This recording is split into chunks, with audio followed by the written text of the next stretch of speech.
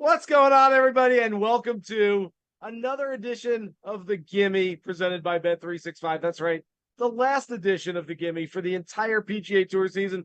We made it, guys. We did it. Season finale. I am here at East Lake Golf Club. My name is Jason Sobel. He is Spencer Aguiar. Over the next little bit, we're going to give you our favorite outrights in two different markets. Yeah, we'll explain everything in a little bit here, plus props, matchups, first round leader plays. You got to pay attention this week. Staggered scoring, low 72 hole gross. Like I said, I'll explain it in just a second, but first, we've got to get to this. The Gimme is presented by Bet365, the world's favorite sportsbook brand. Sign up with promo code ACTION, ACTION, to get Bet365's exclusive sign-up offer in New Jersey, Colorado, Ohio, Virginia, and Iowa. Bet $1, get $200 in bet credits. Terms and conditions apply. Gambling problem? Call or text 1-800-GAMBLER. All right, take a look at the top of the board at Bet365, and I mentioned it's a little different this week. Bet365 will only give you the staggered scoring start. Scottie Scheffler, congratulations, he's 10 under. He hasn't even teed off yet in the first round. He will start there. 2-shot lead over Victor Hovland, 3 over Rory McIlroy, 4 over Jon Rahm, 5 over Lucas Glover, as much as 10 over the players who are 26th through 30th on the FedEx Cup points list coming into this week. That means Scottie Scheffler, yeah, oh boy, Scottie Scheffler with a 2-shot lead. He is your favorite, plus 145 this week for Scottie. Rory McIlroy at plus 350.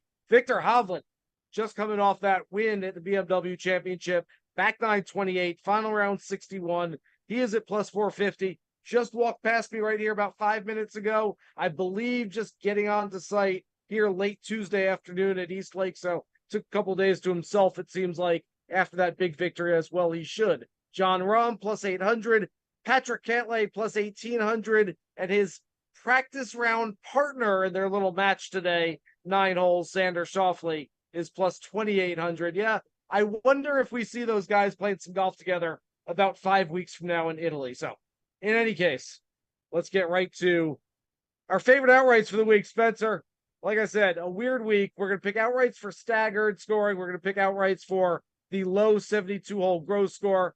Start with staggered. You're probably not going too far down the board this week, are you?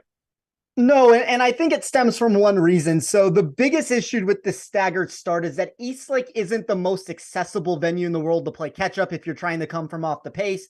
We get this scoring dispersion every single year where you get these isolated opportunities on the 2 par 5s where every winner of the FedEx Cup has ranged between producing 53% to 72% of their 72-hole score from those 8 chances. All of that's fine because it does give us a blueprint to follow, but really the issue is, where do we get the real opportunities to make up ground if the par 3 locations are challenging to attack the pin, and then the par 4 holes have too steep of a mixture of difficulty? Obviously that doesn't mean that someone can't come from off the pace.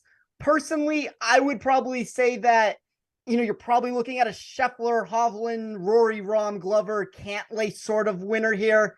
I will say that the only 2 that were close to proper in value for me were Scheffler or Rory. I still think I would prefer waiting a day or 2 to enter the market, since a lot can change if Scheffler doesn't immediately start running away with this title. But I am trying my best to play by the rules this week, Jason. I didn't bet this market myself. I don't love giving wagers for something that I don't have cash on for the week. I would say to look for money in your couch, go rummaging in your car for loose change, do whatever you can to scrounge up some funds. Personally, I could only find $1 to put on Rory McIlroy at plus 350. But then again, Jason, I only deal with big bills here, so finding change for me can be hard. Hey, look, if Rory wins this thing, we will put this on Twitter. You can pat yourself on the back for that $3.50 that you're going to win on Sunday if Rory clinches this thing. All right, I like one thing you said in there, Spencer, and that's, I don't mind waiting for a little bit. Wait till maybe Friday or Saturday, see how this thing plays out, see how the guys near the top are playing.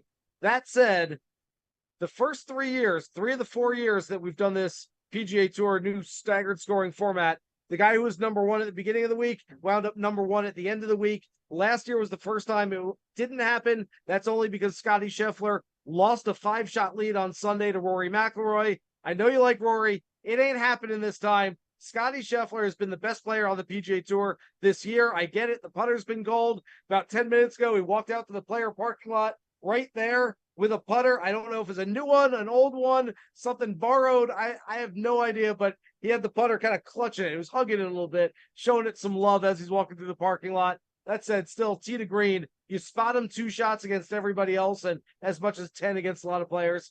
I get it's a short number, but essentially it's like betting the money line. We're going into football season. Plus 140 on Scottie Scheffler is essentially like betting the money line on a 3-point underdog in a football game. We'd certainly do that and feel like there's some value there. So I do like Scottie Scheffler this week.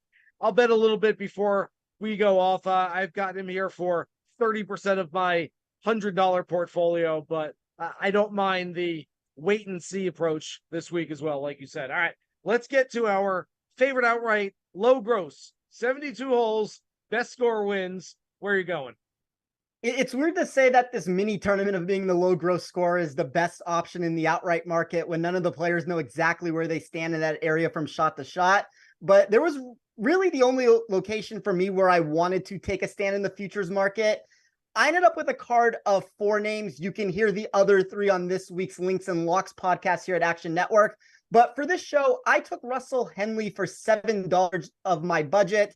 Henley ranks second for weighted scrambling inside my model and had top 5 returns for driving accuracy, recalculated par 4 scoring, and weighted strokes gained total. His ability to make a real run up the leaderboard will come down to him improving his par 5 scoring, but there were a lot of par 4 ranges this week where Henley was the best player in this field. My general strategy in this market was to find value within some of these players that I typically ignore because of their ability to close a golf tournament. My thought was that if they don't know where they are on this, quote unquote, fictitious leaderboard, when they're making a run up at the real event, it's obviously not going to matter if they're still a few shots off the lead. It's not going to put as much pressure on them. So that was the mentality I took. And just want to double down with this Russell Henley comment here. I don't think right now he is going to technically be on the Ryder Cup team. I think Zach Johnson should give it a really long look, though. I ran some numbers out of curiosity. My model thought he was one of the best players that was a non-qualifier that he could consider for the course on hand in Europe. I think he's going to need a big week. I think if he gets that week, he really puts Zach Johnson's feet to the fire here a little bit and tries to make a decision. But I know you have thoughts about that, Jason, so I'll let you talk about it. Yeah, no, I think Henley's a really smart play this week. I think it makes a lot of sense. I think it's harder for a player this week because Russell Henley could have the low 72-hole score as you're picking him for on the show here and yet not win a trophy. And so sure. I don't think there's as much pressure on a captain to say, well, he just won, so I've got to put him on the team on Tuesday when I make my selections. Just having the best 72-hole score, but then finishing in 6th place overall, I don't think the captain feels as much pressure to go with the quote-unquote hot hand. And by the way, I don't know how you stay hot for 5 weeks. I've used this example with a lot of people recently as we talk about Ryder Cup picks and staying hot. Victor Hovland, I watched him on the range Tuesday, Wednesday, Thursday in Memphis. He was grinding like nobody else, looked like he was trying to find something, couldn't find it. 10, 11 days later, he's winning the BMW in historic fashion. Things change in a hurry, form is fleeting. All right, all of that said, not too long ago, about 2 hours, I was sitting right here and talked to Xander Schauffele on my SiriusXM PGA Tour radio show, and I asked him about playing well at this golf course in this tournament since the format change. He's finished 2nd, 1st, 3rd, and 6th the last 4 years with the low 72-hole gross score. And I said, is there something about starting behind other players, you're back against the wall, that makes you feel like you got to step on the gas pedal? And he goes, absolutely. I kind of like that mindset. I sort of like the idea that, hey, this guy, we haven't even started. This guy's beaten me already. I want to go out there and try to make birdies right off the bat. And so I think Xander makes a whole lot of sense this week for that low 72-hole score. Like I said, hasn't been worse than 6th in this format over the last 4 years. All right, let's talk a little bit about East Lake Golf Club. Been coming here for years. This is probably my 20th time covering this one. 7,346 yards, a par 70. You know, you've been coming here a long time when you still can't remember which 9 is which. I think they switched the 9s like 8 years ago, and I'll still go to 1, and I'm like, oh, wait, I'm on 10. All right, enough about me. I'm old, but it's going to be hot this week. In case you can't smell me from wherever you are. It's about looking towards triple digits each day. Tyrrell Hatton said before, you got to hydrate a lot this week. He said he didn't do that quite well enough in Memphis, and it cost him because he was feeling it. All right, let's get to player finishing position bets at Bet365 this week. Spencer, you're actually going to buy one and sell one. I'm so proud of you. I mean, at some point, Jason, like I said, I have to play by the rules here. So I'm kind of taking my outlier rebel way with it of just putting $1 on some of these plays. But I took Tommy Fleetwood 13th or better for $7. It's now moved to 12th or better. I'm still fine with that number. And I'm going to ask you this rhetorical question, although I do kind of want you to give me a response here, Jason. So scratch the finishing position portion of this wager for 1 second. Is there a golfer in this field more likely to win the 72-hole non-starting stroke portion of this tournament, but not get credit for it than Tommy Fleetwood? It's the perfect scenario for Tommy Fleetwood to go put up 465s, finish in 4th place in the staggered scoring, and not get a trophy. I mean, he's figured out every other way to not win PGA Tour events. Why not figure it out this week just like that? I completely agree. Yeah, and I think that answer obviously gives a clue that Fleetwood will be the second name that made my outright card if you're keeping track at home. But I'm also going to make this bet in this market here. I think there's high-end volatility that he brings to the table for the finishing position market on Bet365. It's not a perfect profile when you look at his past Donald Ross struggles and his low GIR percentage inside of my model, but it does feel like an intriguing opportunity to bet on the recent run of 5 top 10 finishes over his last 7 starts. While he doesn't start the week within that total at 11th place, he begins ahead of the 12th or 13th place, depending on where you can find it to clear that wager. I believe there's a freedom, which you kind of just talked about this with Xander. I think this fits the narrative for a lot of these guys that you want to discuss that maybe have lowered win equity when the tournament gets tight, where Fleetwood's going to be able to fire at pins. There's this really high ceiling because he'll probably never get himself into realistic enough contention to win the FedEx Cup, which means that the pressure of closing never entirely comes to fruition for either this market or the 72-hole portion. So I'm going to get a little bit of exposure to Fleetwood where I can this week. Yeah, it makes sense. What you said about both Fleetwood and Henley, it's easier to close when you don't know you're trying to close. And I completely agree with you there, Spencer. We've agreed too much, though. It's time for us to disagree on something. I've been waiting for this one for a while. All right, I am buying in the player finishing position market Max Homa, who I think with the weight of making the Ryder Cup team lifted from his shoulders, doesn't have to worry about trying to impress the captain and get a pick after this week is over. I think Max Homa makes for a really nice play. Started last year with a 71, shot 62 in the second round. We know he can go low. I'm going to mention Max Homa a couple of times this show, but the first time is right here. 9th or better. I'm only put 5% of the portfolio on it. He starts in a share of 6th place. And so, I mean, he's there already. He could drop 3 spots and still cash this bet. I think Max Homa is a really nice play, and you disagree, and I can't wait to fight with you about it. Let's go. Well, I mean, I'll tell you this, Jason. It looks like Bet365 accomplished its mission of having us both pay opposite sides of the juice for this wager. Yeah, right. So I think they're the big winners here before this even begins. But Homa is one of my favorite players on tour. I want to preface that before I give this rundown. Like, the recent form is excellent. 4 consecutive top 12 finishes. The course history looks good with a 3rd place in 2020 during the non-staggered portion of the event. All of that makes Homa an intriguing candidate on the surface because of the head start that he does get with starting in 6th place, as you said. I do think he's one of the last realistic options within striking distance that can perhaps capture this title if he does get hot. But I don't know, Jason. Some of the metrics inside my model really worry me about his floor outcome here. So I'll read off a couple of these to you just to give you a counter argument for it. 27th out of 30 players in strokes gained total on Donald Ross courses inside my sheet. 24th in proximity from outside 200 yards. 25th for projected total driving to mimic Eastlake. And then really the head scratcher one that I'm most worried about, just because of par 5 scoring being such a big prerequisite of what you need to find success. 29th in weighted par 5 scoring. There's another way that I would consider fading Homa. If you don't want to go this route, I'll get to that shortly. But if you look at what Homa did last year when he did come inside the top 5, gained 4.5 shots putting. That overcame a poor performance that he had with his irons. I think that finish here might have been a little bait and switch. If you remove that putter, all of a sudden the finish doesn't look as good on the leaderboard. Love him as a player. Think he's one of the most talented guys on tour. I love that he's found success now later in his career here, but I don't know if this is the spot where I necessarily want to back him personally. All good stats, all very fair. And I can tell you, like you said, I'll buy Homa -120. You'll sell Homa -120. Bet 365 comes out on the good end of that deal, no matter what happens.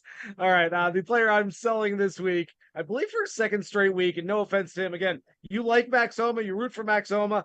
I really like Lucas Glover. I've really enjoyed over the last handful of weeks having Lucas Glover in front of the cameras and microphones and being relevant once again. That said, he is playing his 6th consecutive week, 9 of the last 10. He's 43 years old. He's tired. It's going to be hot. At some point, you're going to hit the wall. He's starting in 5th place this week, but it's a very, very short drop down to somewhere outside the top 12, and that's where I'm taking him to finish this week. 12th or worse, -120. Again, these are small bets, 5% of the portfolio this week, but I think Lucas Glover just at some point, he's got to hit the wall. I know he's trying to, again, like many others, impress the Ryder Cup captain, try to get a pick this week, but I just don't see it happening for Glover this week. All right, let's get to our props and matchups. I believe you've got 2 matchups. Can't stick with all the rules, Spencer. You still got to break one of them. So I know the props are a little weird this week. So give me a matchup you like. I feel like this prop, in my defense here, Jason, is kind of fringe of a prop because I didn't go with a full tournament matchup. I went with a round 1 battle here. Okay. Maybe not quite a prop on the surface. Like, I think if you ran that by somebody, they would side with you on that answer. But I'm going to go with Siwoo Kim -120 over Sepp Straka for $37. Straka graded as the most boom or bust candidate of all 30 players because of his high-end metrics for GIR percentage and weighted proximity. That would be the good, but he ranked dead last in this field for strokes gain around the green, strokes gain on Bermuda, total driving, weighted scoring, and weighted scrambling. Pretty much that tells me that if Straka ever experiences a round where his irons go cold, which is very likely to occur at some point over 4 days, the floor will be lower than most people are going to imagine here. Like, obviously, there's a chance he can keep it together for a round on Thursday. I wish that this could stretch out at the same price over 4 rounds. I would really like this wager there. You always have to deal with some of that boom or bust nature here for a daily perspective. But I do think that if you were to take all the players in the field, you would ask me who's the most likely person to finish in last place. I don't know if the answer is Straka. He's up there, though, for me. So I'm going to bet on that volatility and take a golfer in Siwoo Kim that I do like this week. I think there's a lot to find in his metrics for reasons to point in his favor of why he can, make a run up this leaderboard. Is he going to work himself into the top 10? Probably not from where he's starting, but we don't necessarily need that for a Thursday bet. I am indirectly going to disagree with you, but not completely. It's not that I hate Siwoo, but I am going to play a prop here on Sam Burns, who, again, has a lot to do to impress the captain, Zach Johnson. I've got it. If you want to look at who's on the inside, who's on the outside right now, as far as these Ryder Cup picks, Sam Burns is either 12th or 13th. And there's a big difference between 12th and 13th when you're talking Ryder Cup, because one of them you're going to Italy and the other one you're sitting at home watching on TV. And so I don't know where Sam Burns is right now, but I know that a good week is going to help a lot more than a bad week. I've got him at plus 450 is actually the longest odds in Group E at Bet365's group betting against Tyrrell Hatton, who doesn't have a great record here. Jordan Spieth, who I know he's won here on the FedEx Cup, but last few years hasn't played great. Jason Day, who looks like he's ready to get out of town immediately. And then the 4th guy is Siwoo Kim, who I know you like. I don't have anything against Siwoo necessarily. I just think back on Bermuda greens, which is Sam Burns' preferred surface, I will take a chance on him at plus 450. It's actually a really nice number. I mean, I'm getting Sam Burns to beat 4 other guys at 3 times the number as Scottie Scheffler to beat everybody this week. So I do like the number on Burns. Give me one more matchup you like this week, Spence. I'm going to go with Patrick Cantlay over Max Homa for $40. This is just another way for me to take on Homa, but to me, this wager loses in one way beyond anything else. Cantlay has shown a propensity on these greens to struggle. He's dropped over 6 shots with the flat stick in 3 separate occurrences. I talked about Homa gaining 4.5 with that portion of his game here in 2022. I just think we have a big ball striking advantage that hopefully doesn't unravel because of the significant difference in strokes gained putting. In my opinion, if Cantlay can be anywhere near even with the putter, I do like my side of this wager because I do think that we're looking at a position here with Homa to where if the flat stick doesn't lead him to the promised land, there's problems inside of my model to believe why he could slip down this leaderboard. And Cantlay has been a little boom or bust at this tournament. We've seen that historically, but as I said, anytime he's been near that break-even number with the putter, the results are really good and goes once again back to that par 5 answer. Number 2 in my model for recalculated par 5 scoring here. Number 1 on the PGA Tour in par 5 birdie or better percentage. I think when you have that in your back pocket for a course where that's your easiest scoring chances, you kind of always have that you can play off of, where Homa, is inside the bottom 5 for me in that category. We've seen Cantlay spike this time of year in the past. I actually thought he was going to play really well at BMW last week. That didn't quite happen, but could certainly be a big week for him here. All right. I've got a matchup where, quite honestly, I was on Bet365 and I looked at it, and I looked at it again, because I didn't think the number was right. Tommy Fleetwood was an underdog in a matchup at even money against Wyndham Clark. Spencer, you talk to me all the time about, hey, my model's showing that the wrong player is favored.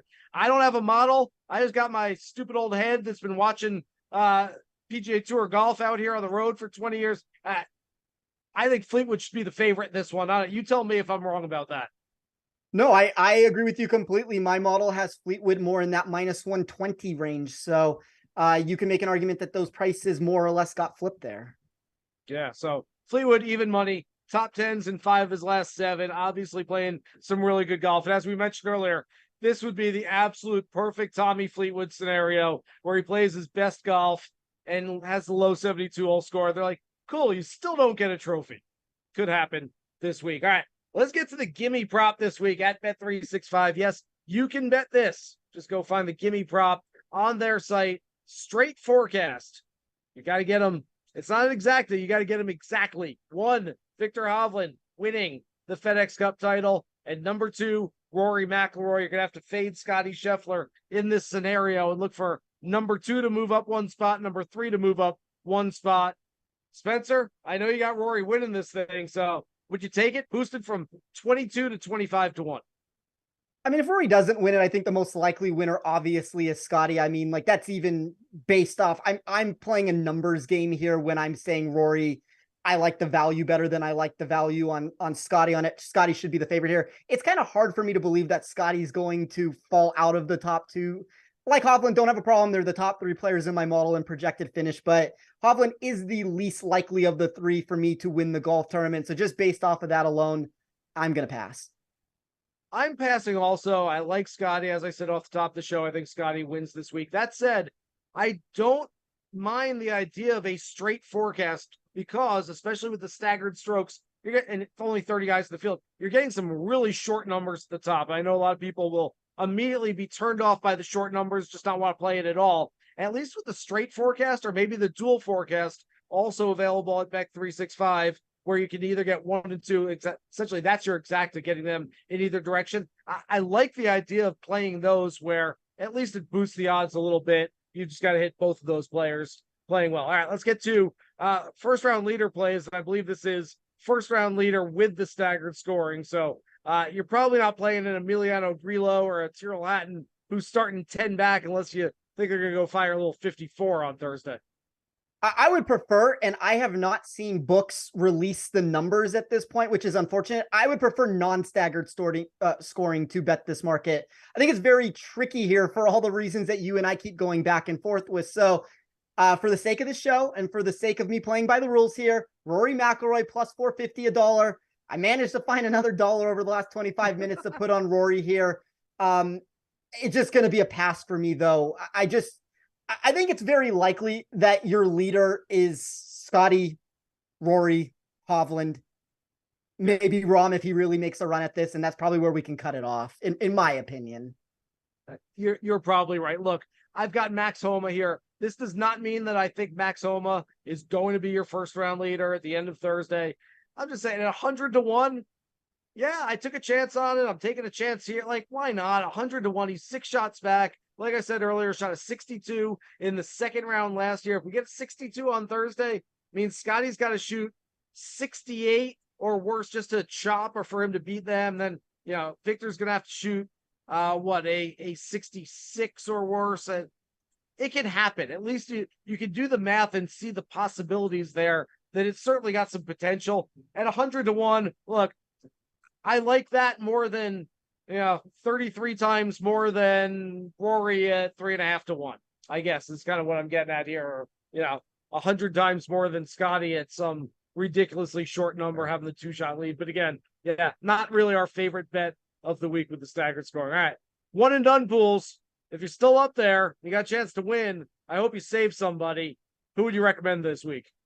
I mean, I think for people out there, this is a very easy decision. There's one event left. If you have 10 players at your disposal, you've made a miscalculation at some point. Like, I'm going to go with Rory for the sake of this show. I think you need to understand how your contest is going to run things. Every contest is different out there. I mean, obviously, if you have Scottie left, play Scottie. If you have Rory left, play Rory. We can play this game across the board. I think just to throw a couple, I don't want to say outlier names out there, but players that may be available if you're really at the bottom of your list here trying to figure out a name. I like Russell Henley. I like Sungjae Im a lot this week. I think he's another one of those names that can make a run up this leaderboard. Tommy Fleetwood, and then I'm a little bit different than you are, Jason. I like Lucas Glover. I agree he's played one too many tournaments probably, but it's a much better course fit for him if you're really stuck here with not having a name that at your disposal to take. Yeah, I don't mind at least the first three of those four names there. Look, I'm not in it in this big one and done. And again, we talk one and done sort of in generalities, but I think there's a massive difference if you're playing a one and done that has 1,000 participants and a one and done that has 6 participants. There's a lot more thinking that goes into it. With 1,000, it's like, hey, during the season, let me find some long shots, play them. Maybe nobody else has them. Just like DFS, you want some contrarian plays. If you're just playing with some buddies in the neighborhood and it's just you guys, all right, you can go a little chalkier. So in my one and done, I've saved Scottie Scheffler. I've not used him all year, specifically because I knew I was going to like him this week, and I still do. I still think that he winds up with the trophy when it's all said and done. All right, let's recap the portfolios this week for the Tour Championship. Spencer has an outright staggered scoring on Rory McIlroy, low gross on Russell Henley, buying Fleetwood, selling Homa, matchups on Siwoo Kim and Patrick Cantlay, first round leader Rory McIlroy. I've got staggered outright on Scottie Scheffler, low gross on Xander Schauffele, buying Homa, selling Glover, prop on Sam Burns, matchup on Tommy Fleetwood, and first round leader long shot play on Max Homa. That's all we got. That's all we got for the whole season, guys. We appreciate you so much for watching the Gimme presented by Bet365 during this entire PGA Tour season. The good news is golf comes back in a couple of weeks. We're not gone long. Watch a little football during the break. Come on back to us. We'll be back with more from the Gimme very shortly. But until then, check out all our content at the Action Network and the Action app every single week as we move towards the FedEx Cup, the Ryder Cup, and so much else. Good stuff going on in the world of golf. For Spencer Aguiar, I'm Jason Sobel. Good luck with all of your bets for this week's Tour Championship. Here's hoping you guys hit the green.